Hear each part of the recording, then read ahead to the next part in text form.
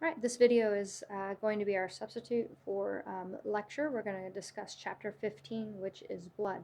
To remind you, we're not going to talk about all of Chapter 15. We're going to focus predominantly on the red blood cells. So we aren't going to talk about the different white blood cells or blood clotting. Just like any other chapter, we're going to start out with our objectives. And so the objectives for this chapter include 1. Identifying the components of whole blood and describing the primary functions of each. We're also going to define a hematocrit. We're going to talk about the structure and function of hemoglobin. We're going to describe the life cycle of red blood cells, and then how our hormones can control a process called erythropoiesis, which is the production of new red blood cells. The first thing that we want to look at are the components of whole blood. What we have shown here is a test tube illustrating what blood would look like if you were to take a sample from a person and centrifuge it. Centrifugation separates components based on density, so more dense components settle at the bottom of the tube and less dense components settle at the top. And so this is looking at whole blood. If we were to look at the components of whole blood, one component, and actually the bulk of your blood, is blood plasma. We've been talking about blood plasma all semester. We know that certainly there's going to be water in there, and we now know that there could be neurohormones like epinephrine, norepinephrine, oxytocin, for example, in the blood, and certainly our good friends sodium, potassium, calcium, and other true hormones like insulin, glucagon, parathyroid hormone. Okay? And we know that nutrients can be distributed in your blood from the digestive system. Things could be dissolved in the blood plasma like bicarbonate ion. We talked about its formation previously. So our blood plasma is not just water. There may be proteins and hormones, ions, etc. distributed in the blood plasma. So in a healthy blood sample, about 55% of the total blood is plasma. Blood plasma does have this golden color as implied by this image, and we talked about this in our urinalysis lab last week, in that the reason our urine output looks yellow is because the urine used to be blood plasma, so it has the same coloration as your blood plasma. Okay, so again, the bulk of your blood under healthy conditions is going to be your blood plasma at about 55%. A very small amount of your total blood comprises what's called the buffy coat. Right, so less than 1% under healthful conditions is one's buffy coat. In the buffy coat are two primary components. One is your white blood cells, or your leukocytes. Your white blood cells, when you're not mounting an immune response, should be pretty minimal. They should be present, but not in high abundance. A second component of your buffy coat are these tiny cell fragments called platelets. And the platelets also should be present, but not in high abundance when you're healthy. What the platelets do are involved with blood clotting. Right? So if you get cut, for example, the platelets will go through a series of reactions to form a clot to prevent immediate loss of blood. So again, the buffy coat is comprised of your leukocytes, which are your white blood cells, and also your blood platelets. Again, it should be less than about 1% of your total blood volume. The balance of your blood volume should be your erythrocytes, which is your red blood cells. And so they have this color shown, and it is appropriate that the erythrocytes do have a red coloration, hence their name. And the proportion of erythrocytes in your whole blood count is your hematocrit. So again, your hematocrit is the proportion of your blood which is your red blood cells. Okay? So in this case, the hematocrit is 45%, which is about normal. Okay? So let's just summarize. The three major components of your blood include the liquid blood plasma at about 55%. The buffy coat comprising your leukocytes and platelets of less than 1%, and then your erythrocytes, or your red blood cells, at about 45%. It's this proportion which indicates your hematocrit. So I'm going to give you a second to complete this quiz. The question is, what percentage of whole blood are the red blood cells under healthful conditions?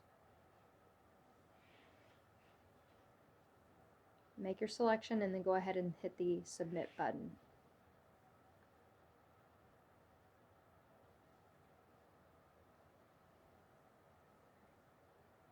Okay, we're going to go ahead and move on. We're now going to talk about other features of one's blood. If we look at the blood, it's always red, okay? The intensity of the redness is variable, though, dependent upon the volume, or excuse me, the proportion of oxygen that is in the blood. So in this image, we have two samples of blood. On the far left is blood that is very well oxygenated. Okay, notice how it is very bright in red, brilliant red. However, blood that is low in oxygen appears very dark and maybe kind of maroon-ish colored, but still kind of a darker red. Okay, and so you will typically find blood in the systemic circuit full of oxygen in your arteries and your arterial. So if you're to do a blood draw of someone from their artery, the blood should look more like it is on the left-hand side, nice and bright and red. However, venous blood in the systemic circuit has already unloaded a high proportion of its oxygen, and therefore it won't be as brightly colored red, and so it'll look more dark. Okay, so the coloration changes dependent upon the volume of oxygen, or percentage of oxygen in the sample. Additionally, blood is at about 38 degrees Celsius, okay, so it's pretty warm.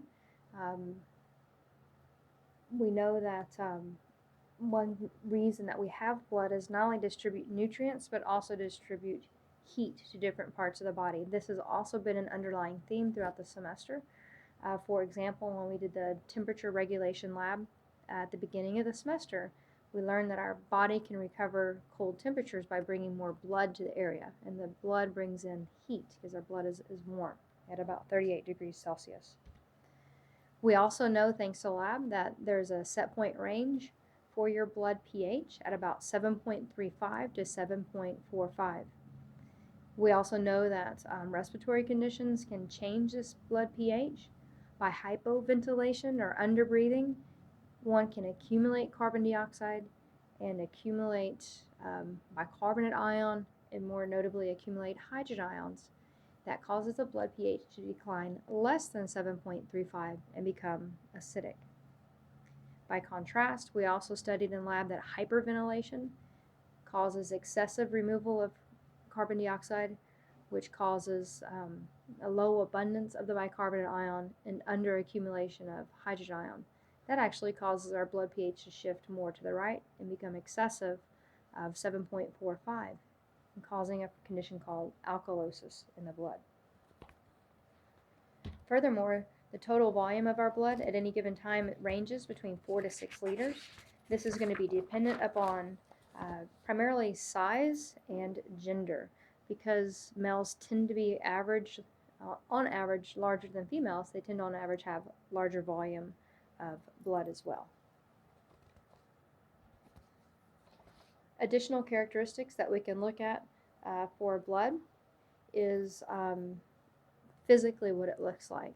In this image, we have a light microscopy sample of blood. This is called a blood smear. Some of you guys may actually do this if you're a lab technician. And if you look at the blood smear, the bulk of the image that we see are red blood cells. These are the kind of circular, kind of brownish looking cells in this image. What I'd like for you to notice is that we can't see any cell features. We don't see any nuclei in these cells. It looks pretty inconspicuous. By contrast, you may see a few white blood cells in here as well. Right in about the middle of the image, there are 1, 2, 3, 4 white blood cells. And if you look at them, not only can we see the cytoplasm, but we can see really unique looking nuclei. They aren't completely circular.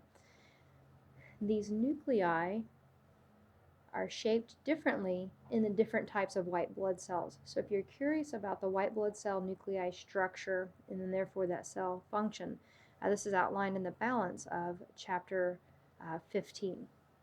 Okay, so we can look at the shape of the white blood cell nuclei to determine what type of white blood cell is present in someone's sample. Okay? But if you notice the proportion, there's way more red blood cells than there are in white blood cells. If the number of white blood cells increase, then that indicates that probably someone's having some type of infection, whether it be bacterial or viral or otherwise. So that's a light microscopy image of a blood smear. Second image that we have is a scanning electron microscope image of a cross-section of a blood vessel. Just like any of the other SEM images we've used all semester, these have been colored after data acquisition. So the red has been added, and the gray and the pink of the blood vessels has been added. But I like this image because it shows how the white blood cells can attach to the blood vessels and move along, and then the red blood cells are suspended. Normally they'd be in the blood plasma suspended. Okay. If we turn to table 15.2, this is going to illustrate for us what is inside of the blood. It's referred to as the cellular composition of the blood. You call it the cellular composition, or you could say the formed elements. We're talking about physically what's in the blood. And certainly we know that the bulk of our blood is the erythrocytes, or the red blood cells.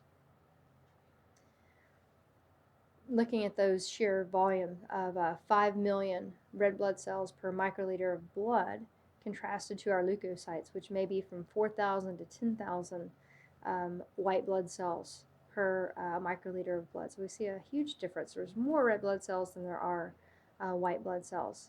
And then if we go down and look at the numbers of platelets, there's actually quite a bit of platelets ready to go into action in case we get cut or something like that. At about 100 to 500,000 platelets per microliter of blood. Okay. If we look at the basic structure of the erythrocytes, moving over to the anatomical features column, our erythrocytes, they lack a nucleus, as I noted in the previous image. They basically have no organelles inside of them, and anatomically they're described as being a biconcave disc. I'm going to come back to this structure in just a second on the red blood cells, and when we get to looking at figure 15.1 in just a moment. Okay, but if we look overall function, we can see that the primary function of our erythrocytes is to give our body the ability to transport our gases, including oxygen and carbon dioxide.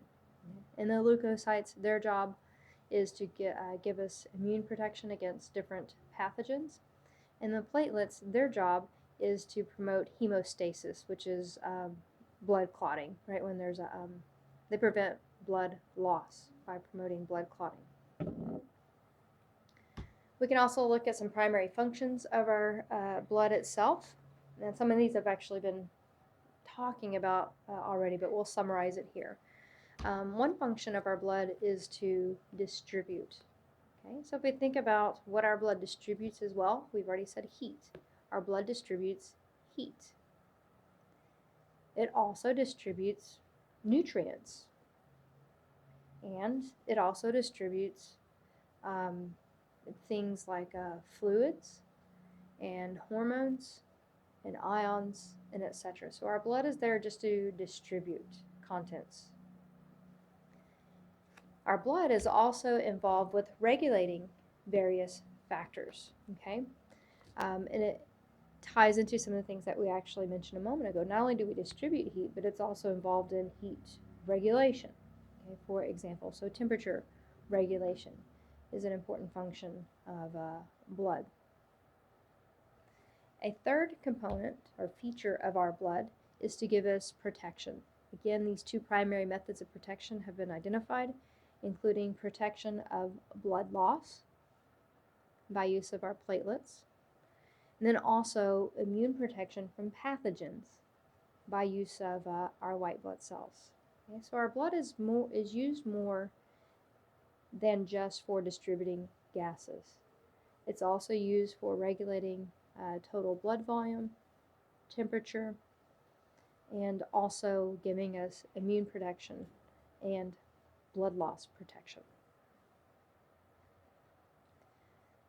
If we look at the prevention of blood loss, the pathway is very much intricate, and it's actually pretty well known. The formation of a clot is not easy. Our body does it very quickly, but there's a whole series of events that have to happen. A blood clot should form only when there's been some damage. However, the blood clot should form really quickly once damage happens to a blood vessel. Okay, so what that tells us is that our blood has to have these factors in our blood ready to form a clot, but not just randomly forming a clot. Okay, so what that means is there are factors in our blood that form clots, but they're inactivated when there is no damage to the tissues. When there's a damage to a blood vessel, then these inactivated proteins or inactivated factors can get turned on or activated to form a clot. And there's a whole mesh of proteins which are secreted and laid down and to help try and adhere any broken tissues so that blood does not get lost in the environment, so someone doesn't die immediately through a tiny little cut. Our body has the ability to form clots and keep that blood inside of our body. Okay, so again, the formation of a clot and the plug where there's been a blood vessel damage is pretty intricate. We won't go into the details here, but I just wanted to turn your attention to figure 15.7. In panel A, we can see an example where a blood vessel has been hurt. Okay, so we'll just think maybe you're in the classroom, like what we call this. So say you're in the classroom and you bump into the desk on your way out. Right? Probably that force of bumping into the desk is enough damage to rupture a blood vessel. You want to immediately dive from that broken blood vessel because these factors are in your body. These platelets are readily available and they recognize the torn site and they go right into action. Okay? It's a second messaging type pathway utilizing calcium and ADP to initiate this pathway. And then once that clot is formed, we need to break it down so that we don't have excessive clotting. So it just ties right back into what we know, that set point is the key here. Okay, we need to form a platelet, and then once it's done its work, get rid of it. I now want to turn our attention back to the structure of a red blood cell. We know that structure dictates function. So if the structure of a red blood cell is inappropriate, the function of it is not going to work. Classic example is contrasting our red blood cells when they're diseased, such as in sickle cell anemia. So on the far left, we have a sickle cell, and in the image on the right is a healthy red blood cell. So let's turn our attention to the red blood cell.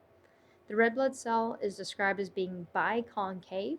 That means both sides have an indentation like we see here in this image.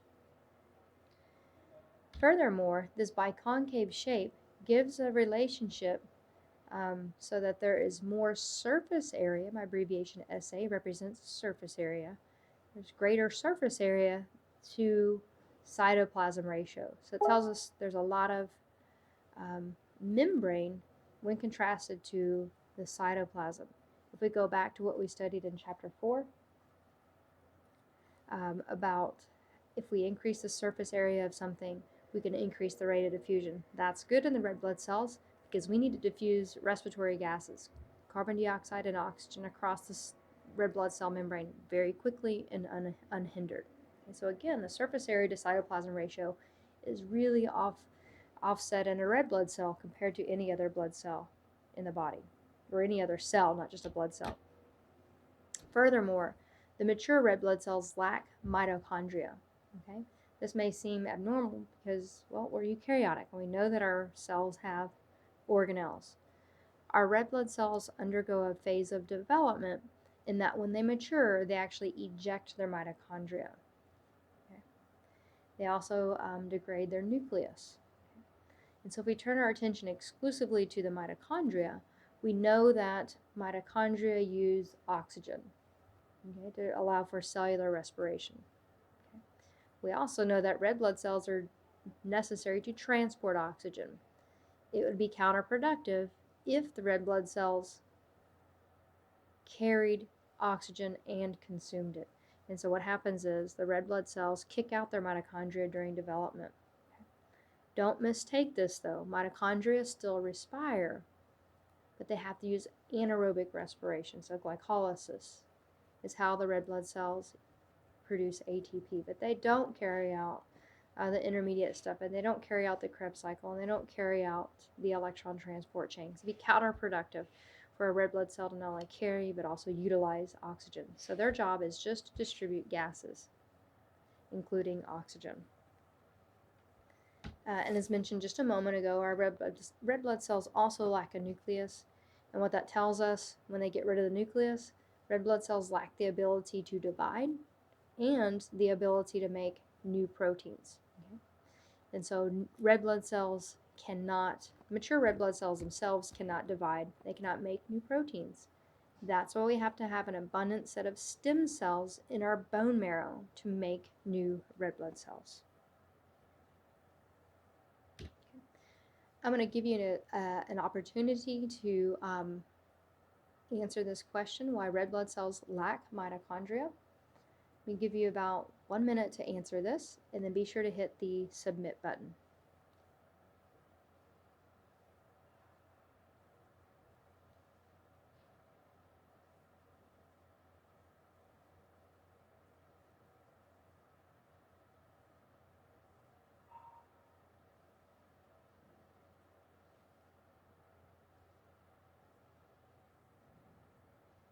Okay, go ahead and hit the submit button, and we're going to go ahead and move on to the structure of hemoglobin.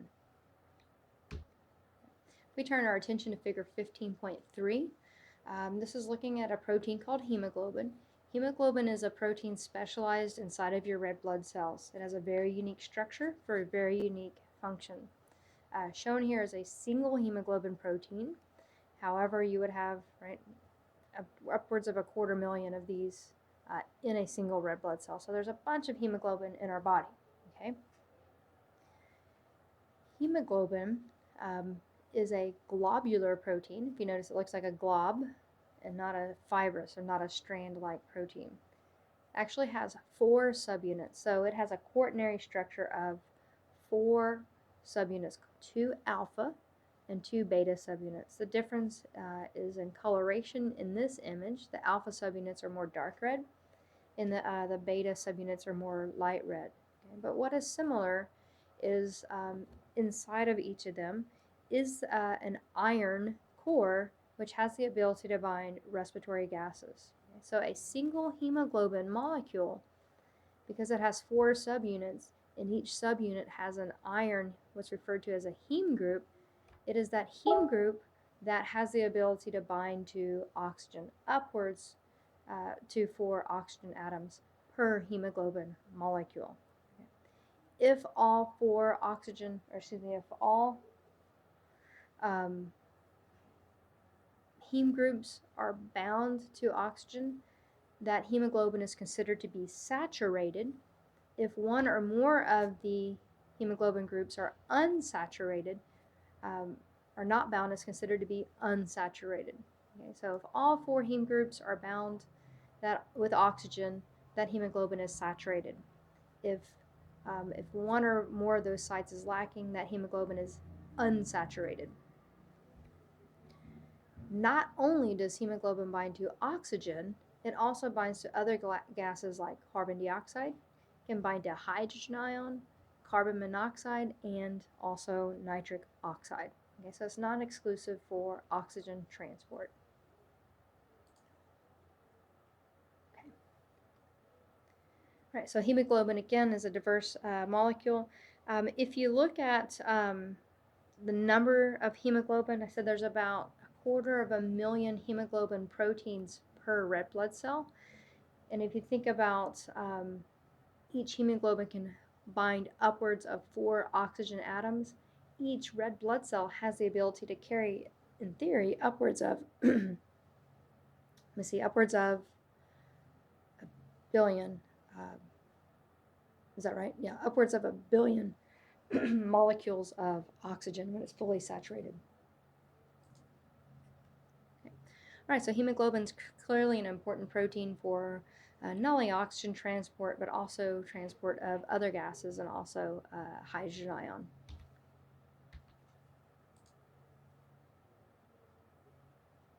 Okay, sorry about that. I'm going to give you another poll and identify which gases hemoglobin can bind. Okay, so this is a select one or more type of option. Okay, your options include oxygen, carbon monoxide, carbon dioxide, and nitrous oxide.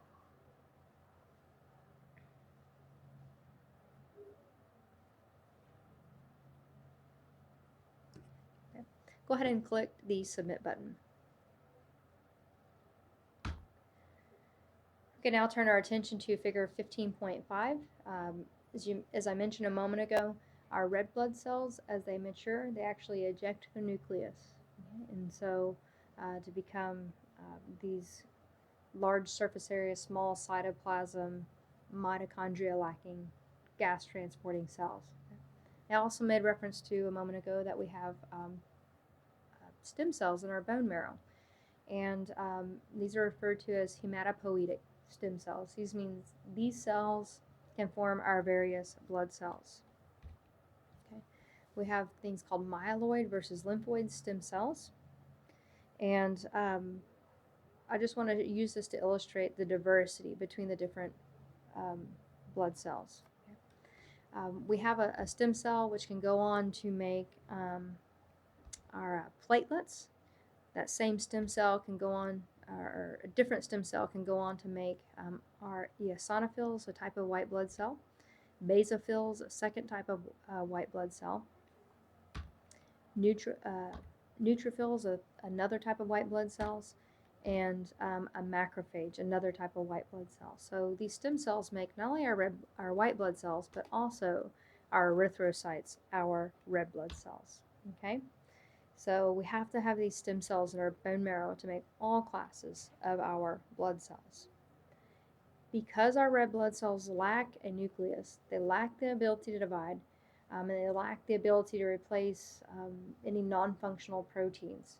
Our red blood cells have to have what's considered to be a life cycle. Okay, so that takes us now to figure 15.4.